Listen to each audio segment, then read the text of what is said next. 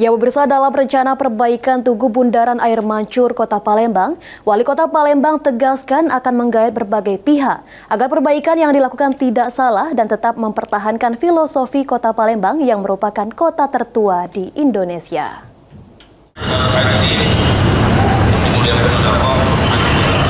Manfaatkan dana bantuan dari pemerintah Provinsi Sumatera Selatan, pemerintah Kota Palembang berencana merealisasi perbaikan Tugu Bundaran Air Mancur Kota Palembang.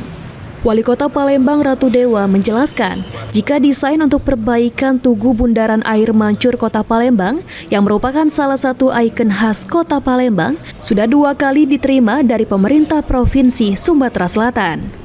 Akan tetapi karena Tugu Bundaran Air Mancur memiliki nilai sejarah tersendiri, untuk perbaikannya pemerintah Kota Palembang akan mengundang terlebih dahulu para tokoh budayawan, seniman, tokoh masyarakat, tokoh agama, dan lainnya untuk merevisi dan mengkaji desain Tugu Air Mancur agar perbaikan yang dilakukan tidak salah.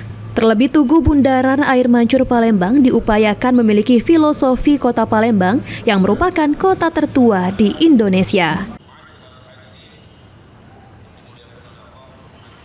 Memang sudah ada, tetapi saya kira belum menyentuh sebagai filosofinya Palembang sebagai kota tertua. Seperti ada usulan bagaimana Muhammad, kita simbol di atas kali Muhammad Petangkup, terus ada simbol rumah limasnya, nah sejenis situ. Nah ini sedang dikaji.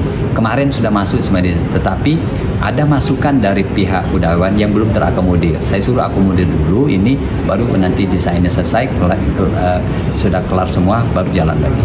Sandi Pratama, PAL TV.